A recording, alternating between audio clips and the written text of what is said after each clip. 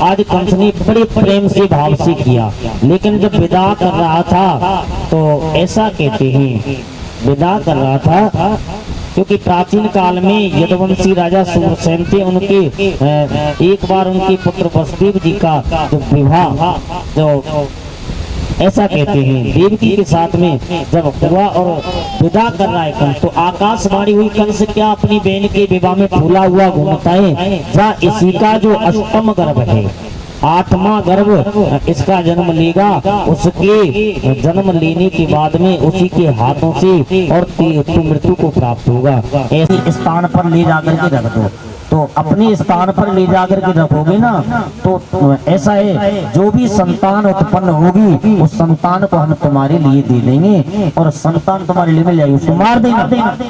तो कहने लगे ठीक है ऐसा ही करूंगा।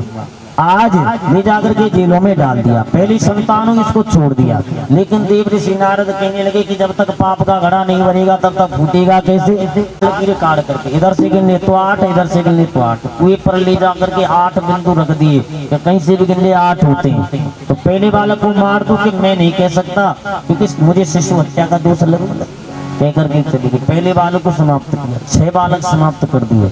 7वें घर में स्वयं साक्षात शेष जी आई, लेकिन रोहिणी बड़ी जो माता थी वो आई, एक गर्भ से दूसरे घर में ज्योति रूप लेकर के खींच करके चली गई। तो बलराम जी का जन्म हुआ गोकुल में जाकर के, उन्होंने आंख नहीं खोली कि जब तक मेरे प्रभु नहीं आएंगे तब तक मैं आंखें नहीं खोलूंगा।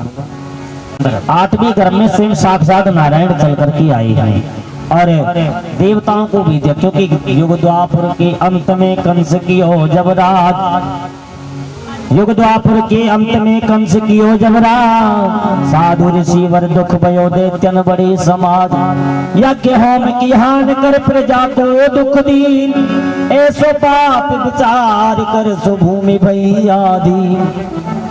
आज भूमि धरती माता जाकर के और भगवान से कहने लगी महाराज कंस के अत्याचारों से बहुत दुखी हो चुकी है, इसलिए आप चल कर के आओ।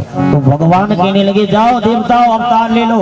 तो ब्रजमंडल में अवतार ले, कोई लता पता बना, कोई मोर बना, कोई पपैया बना, वेदों की ऋचाओं ने भी आकर के जन्म लिया है, गोपी बन गए, ग्वालवाल बन गए, मोर बन गए, कोई पपैया बन गए।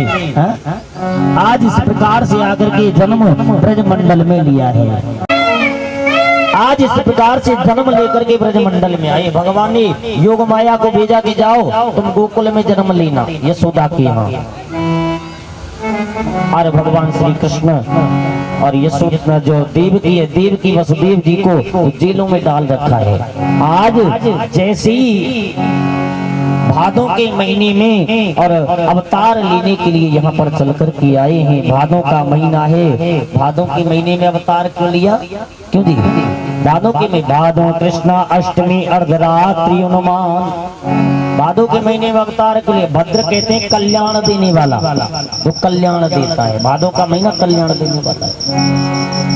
भद्र माने भादों के महीने में यानी कल्याणकारक। कृष्ण पक्ष जो श्री कृष्ण से संबंधित है, रोहिणी नक्षत्र में उनकी बड़ी माँ का नाम रोहिणी है।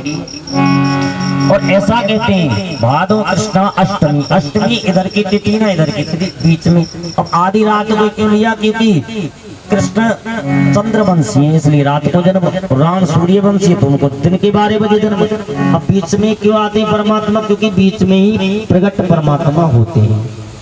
अब रात के 12 बजे क्यों अवतार लिया, क्यों जी रात को कौन जागता है, के जागते कोई रोगी भोगी, के जागते कोई चोर। या तो कोई रोगी जागेगा रोग से परेशान है, या कोई भोगी भोग से परेशान है, कोई चोर जागेगा जिसको चोरी कर दिया।